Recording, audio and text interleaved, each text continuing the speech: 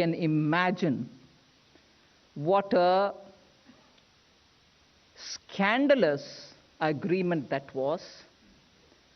A laid back, just get the problem out of my way kind of an approach in 2011 when they cancelled it. And even after that, when they did not appoint an arbitrator, and even after that, they did not even invoke national interest or national security, that till today, we are fighting one after the other to save taxpayers' money, which would have otherwise gone for paying all the damages because of this scandalous agreement. It was a fraud from the first place. And I'm glad that the Supreme Court has called it out. And simultaneously, let me remind you that the first generation bilateral investment treaties, which did not have very many clauses which are important for Indian investors, was brought to an end, terminated in 2015 after Prime Minister Modi came. It's become null and void since after 2016. A model BIT is now being negotiated with very many countries. And just to highlight to you what that first generation BIT did not have, and as a result of which we are facing a lot of trouble, is it had issues of taxation also being interpreted as part of being a part of BIT. Taxation can never be part of any of the agreements. It's a sovereign domain. Today, interpretations are being given even about taxation in such matters. Second, there's no chapter on investor obligation in any of those first generation BITs. Investor has no obligation. He may fulfill an agreement or not, but he can claim all the rights. Whereas the model BIT today includes all that. And national security could never be invoked, probably under the way in which that was drafted. So BIT is happily being touted and interpreted against our own interest. And I'm very grateful that the Prime Minister in 2015 said, no, we'll have to redraft all these agreements. And 2015, it was annulled, meaning effective 2016. Although, of course, the duration for which it had to run, it'll run, the grandfathering will happen for those who have invested during those times.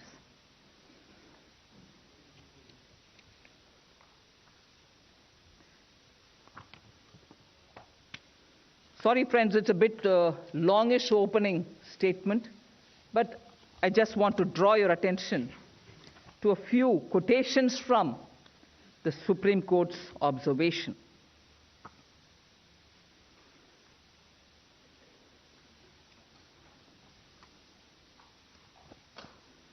I'll just highlight one or two, and I'm sure many of you all would be able to take it from the judgment itself. I'll share the copy of the judgment with you all. Para 12.A of the Supreme Court verdict. I have the copy with me. Can share the copies with you later. Para 12.8 says, a total amount of 579 rupees, Indian rupees, was brought in by Devas. But almost 85% of the said amount was siphoned out of India, partly towards establishment of a subsidiary in the USA, partly towards business support services, and partly towards litigation expenses. So you bring in an investment money, you take it away and fight all the arbitration outside with that money and call that as investment made in India. Fraud. A total, and I'm quoting from para 12.8, a total amount of 579 rupees, Indian rupees, crores, was brought in, but almost 85% of the said amount was siphoned out of India, partly towards establishment of a subsidiary in the US, partly towards business support services, and partly towards litigation expenses.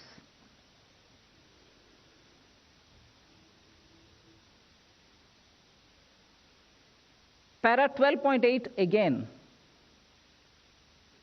the manner in which a misleading note was put to the cabinet. This is the Supreme Court order. The manner in which a misleading note was put to the cabinet, and the manner in which the minutes of the meeting of the TAG, the Technical Advisory Group subcommittee, were manipulated, highlighted by the tribunal, also shows that the affairs of the company were conducted in a fraudulent manner. Another paragraph in page 127, that the officials, some of them, not all, that is my addition also, that the officials of the Department of Space and Antariksh were in collusion, and that it was a case of the fence eating the crop, and also allowing others to eat the crop by joining hands with third parties.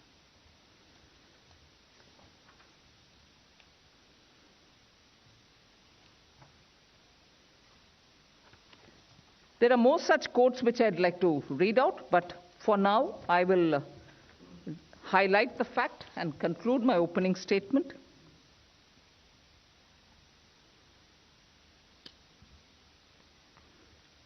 Thank you, ma'am. Veerappa Moily ji, sorry, I had one little confusion. Veerappa Moily ji, the then minister, in February 2011, 17th in fact, says, the government cannot afford to grant, I'm quoting, the government cannot afford to grant the S-band to anyone, including Antariksh, because of strategic reasons. That's Veerappa Moily ji saying then.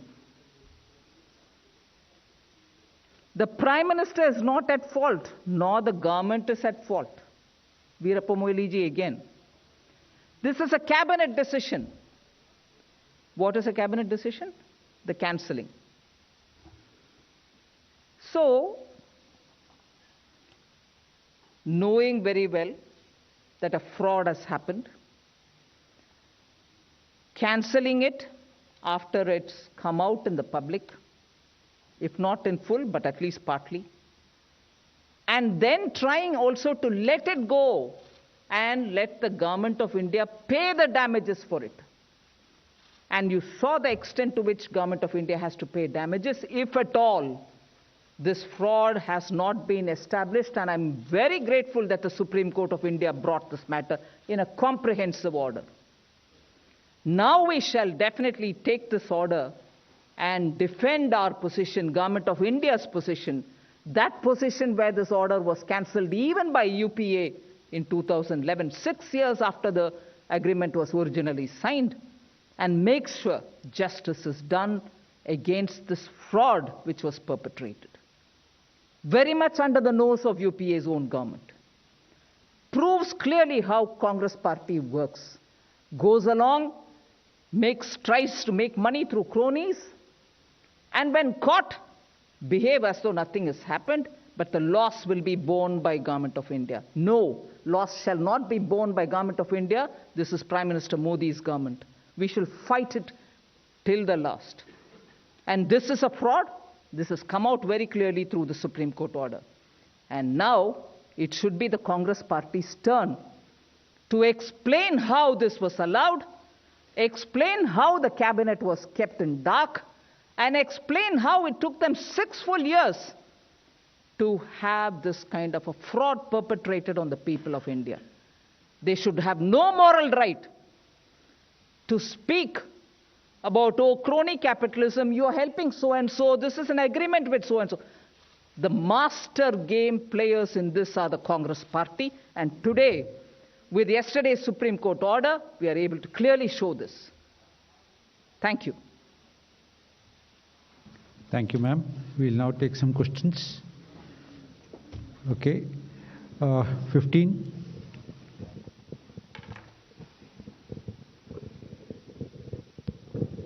Very good evening, ma'am. Sapna here from CNBC TV 18. Ma'am, 2 quick questions on the Devas matter. Does the Supreme Court judgment directing liquidation of Devas have a guiding force or a binding effect on the American Canadian courts hearing execution proceedings? Number one. Number two, ma'am, criminal proceedings launched by CBI ED against Devas haven't been taken to the logical conclusion yet, no conviction yet. How difficult will it be for India to keep the Canadian American courts from attaching Indian assets without a formal conviction, ma'am? Thank you, ma'am. First of all, this case, and that is why I have Secretary, MCA, Minister of State, MCA Corporate Affairs with me. This was a case which went through the NCLT and the NCLAT for liquidating the fraudulent company Devas. The company probably wasn't fraudulent, but the shareholders knew all the fraudulent practices which was going on in terms of the agreement Devas with Antariksh. Something on which they did not even have the rights or the patents, they came into agreement with and promised that they will deliver on things on which they did not even have the rights. I would like to just recall the Supreme Court's order there.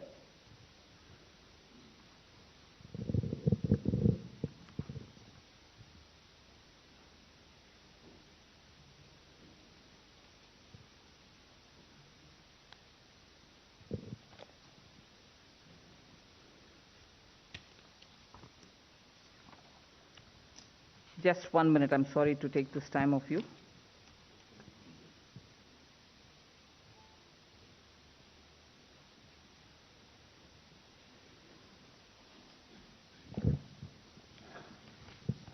No, sorry, it's going to take a time, but I'll show it to you. That the court has very clearly said, yeah, sorry, I've got the order here.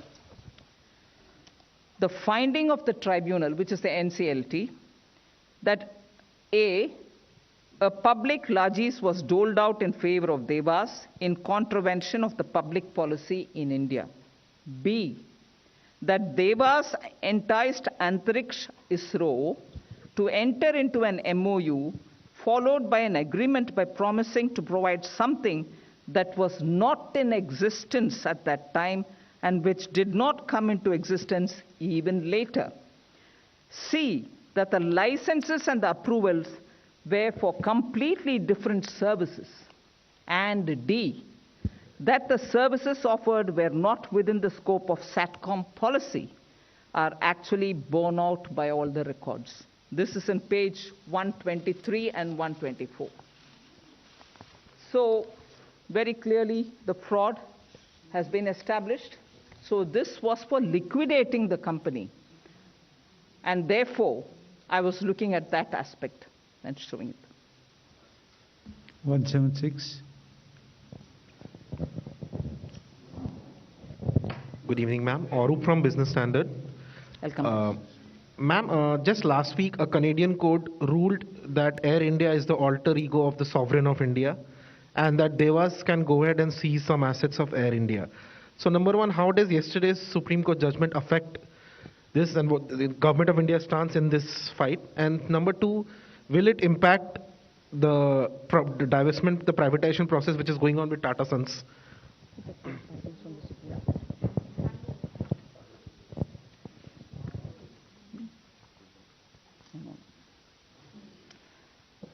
I, first of all, will answer the second question. The Supreme Court, in its order, very clearly talks about even that, saying, will it send a wrong message to the investors if you pass this order about the fraud which has taken place? And the court's order that itself says that this shall not give a bad, negative message or wrong message for investors.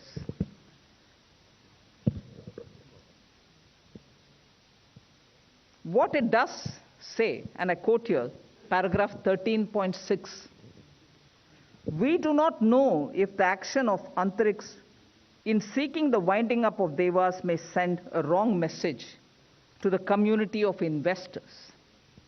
But allowing Devas, this is very important, but allowing Devas and its shareholders to reap the benefits of their fraudulent action may nevertheless send another wrong message, namely that by adopting fraudulent means and by bringing into India an investment in a sum of rupees 579 Indian rupees crores, the investor can hope to get tens of thousands of crores of rupees even after siphoning off 488 crores of Indian rupees. You bring in 579, you take away 488, but you still think through these arbitration and court cases you can win tens and thousands of crores, is a fraud.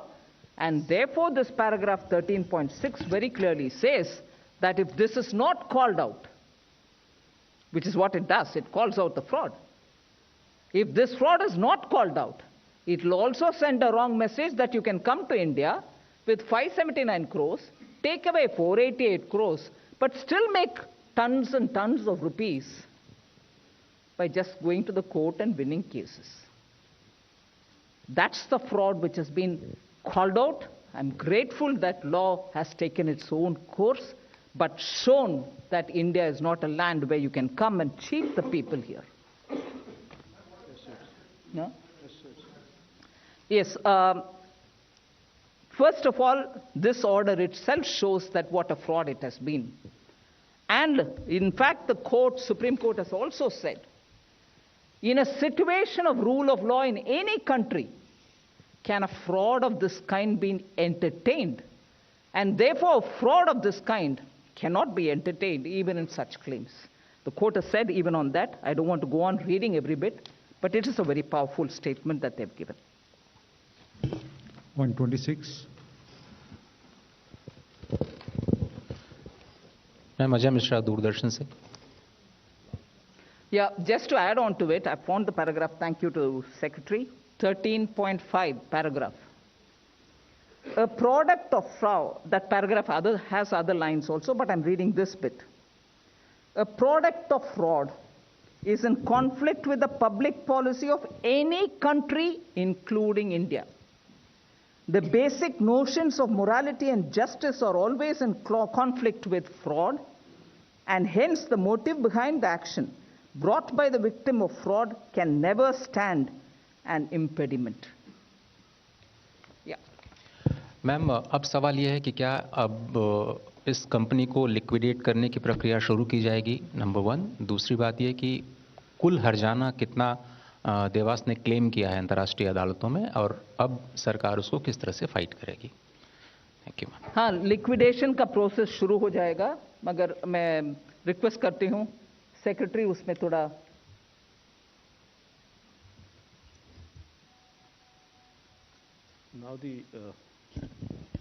क्योंकि winding up की अब जो winding up का order दिया गया था NCLT द्वारा, वो उसके बाद उसको चैलेंज एनसीएलटी में हुआ, और 19 जनवरी को ही एनसीएलटी ने प्रोविजनल लिक्विडेटर अपॉइंट कर दिया था.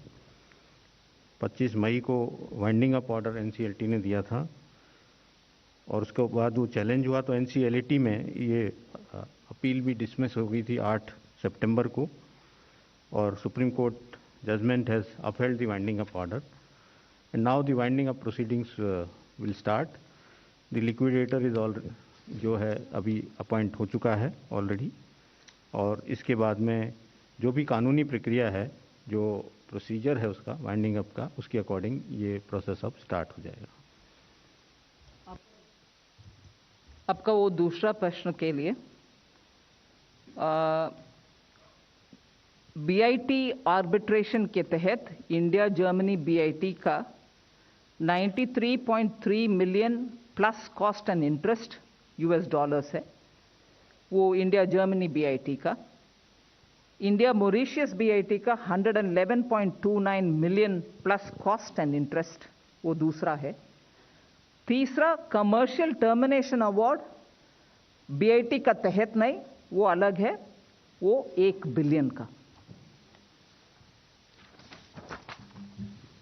56. This is Shrimi from the ET. Ma'am, just a clarity needed here that will you wait for this whole winding up process to complete to challenge, arbitration award in the several foreign courts, etc. Because the amount is huge. So just wanted to know whether you are waiting for that or you will simultaneously file, or contest the amount which has been filed in the arbitration court. Well, the order has come from the Supreme Court yesterday, and we have spent some time yesterday looking into the details of the order, and that is why I have come to meet you all today. But certainly we'll sooner meet up interdepartmentally because it involves 2 or 3 departments concerned of the Government of India, and then take a call on how we want to proceed. Ma'am, one more clarity on the part that, as you rightly mentioned, and even the court mentioned that about 85% of the money has been siphoned off. So what exact action like the agencies are taking on that front? Enforcement Directorate, you said that some asset has been seized. CBI has filed prosecution complaint in 2016. What more action we will see in this matter? Well, first of all, the CBI and ED are going in there very clear by the acts which govern them. Some of the assets, which are not very many, are in the form of fixed deposit, and some properties, I think, that the ED and the CBI are looking into. I may not be able to give you the details because today I'm looking at the company getting liquidated, and company which is getting liquidated, which was a fraud in its first place in the agreement. All that has got established. We are looking at that side of it today. But sooner, post this order of the Supreme Court, I will be holding a meeting with all those departments and seeing how best, and also the law enforcement agencies, to see how best we can proceed. 174. One follow-up question on the implication on international courts. Do international courts and arbitration tribunals accept, the judgment of a domestic court as validation of a case of fraud made against the other party as sufficient ground for not fulfilling the obligations of the arbitration award?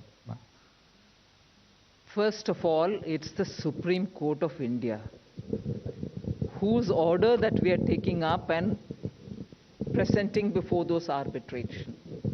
Second, that is where I wish Government of India, even as it cancelled the order in 2011, understood the gravity of the fraud that had taken place and also understood the gravity of the cancellation and its fallout and its implication, and built up the case from then in a tight manner, putting up the right arguments of national security and of also the fraud that has been perpetrated on an entire prerogative of Government of India. There is one commercial wing of a department giving away the rights. These are things with which initially, even from 2011, the case had to be built up, which Prime Minister Modi, after coming in 2014, understanding the gravity, made all the departments work together so that this fraud is rightly placed, and it is only till yesterday that we could come up with it. So we will take all these facts before the court, because no country which respects rule of law will ignore these facts.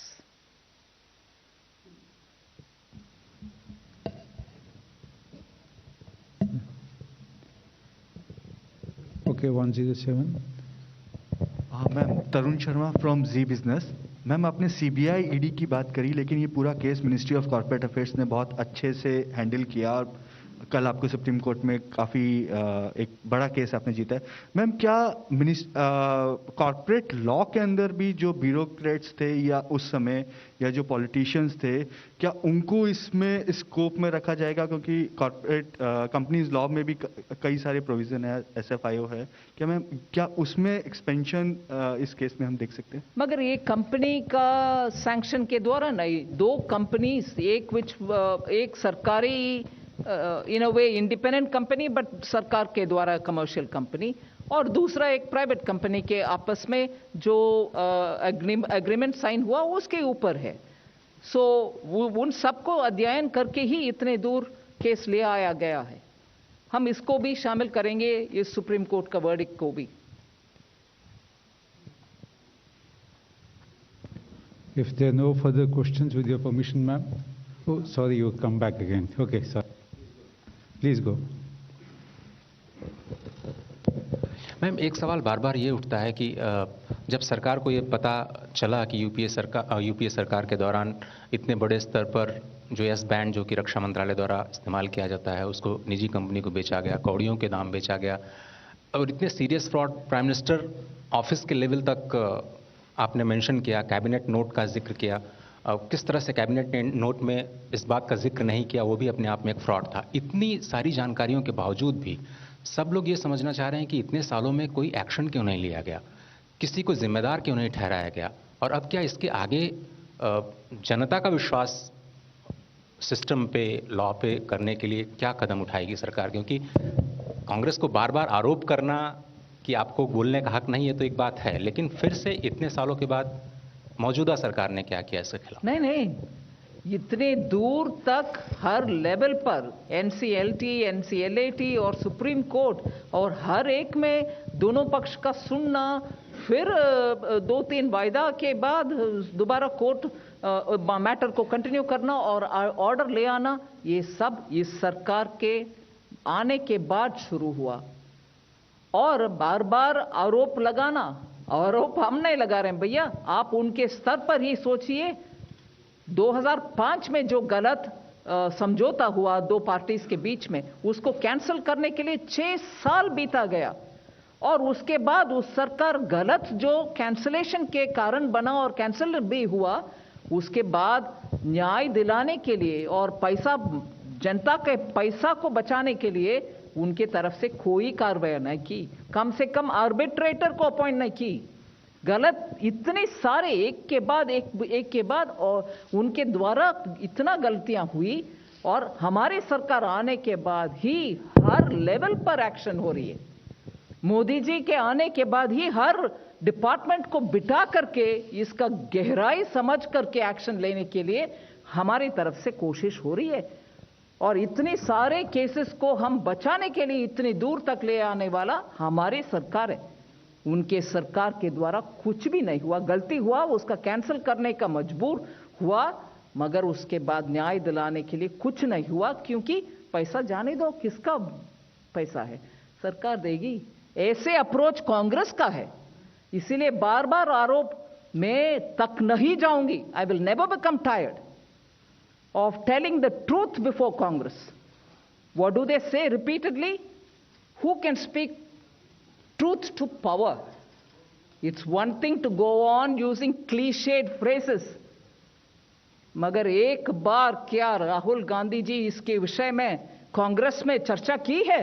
इतने बड़ा घोटाला, देश का इतना बड़ा नुकसान Congress party के सरकार के समय हुआ, प्रश्न पूछा या उस ऑर्डर को कैंसिल करके फाड़ करके फेंका? कुछ किया?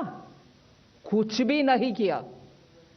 मोदी सरकार आने के बाद ही इतना प्रयत्न चल रही है, जिसके वजह से आज सुप्रीम कोर्ट में हमें सफलता मिली।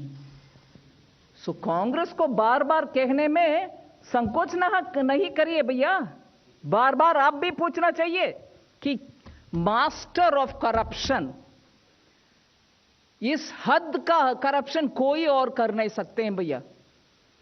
मैं पूछना चाहती हूं आप सबसे, 2014 से एक कहीं सुनने में आया करप्शन मोदी सरकार में? मगर ये है level of corruption of UPA. और सरकार 10 साल से इसके इतना मेहनत करके कोर्ट में जीत कर आने के लिए इतना कदम उठा रही है. That's the level of fraud that Congress party perpetrates and accommodates. We have another question at 61. Ma'am मैं शैलेश यादव हूँ ANI न्यूज़ एजेंसी से. मैम जैसे कि आपने बोला कि ये पूरा स्कैम है, फ्रॉड है, तो इस फ्रॉड के पीछे कौन है? कांग्रेस है या कोई पॉलिटिशियन है या PMO है या कोई मिनिस्टर है? किसी एक दो का नाम अगर आप बता सके तो. कांग्रेस है तो मैं बार बार बोल रही हूं, आपको शायद इतना स्पष्ट से सुन नहीं दे रही. कांग्रेस है. It is a fraud bye Congress, of Congress and for Congress. आप ऐसे समझ लीजिए. इस स्तर का फ्रॉड नहीं तो नहीं हो पाएगा. इस स्तर का fraud is because it's for Congress, by Congress, of Congress. और जब तक ऐसे उनका विषय बाहर आते जाएगा, हम जरूर बोलेंगे उनके लेवल ऑफ करप्शन के ऊपर. और इतना शेमलेस करप्शन है.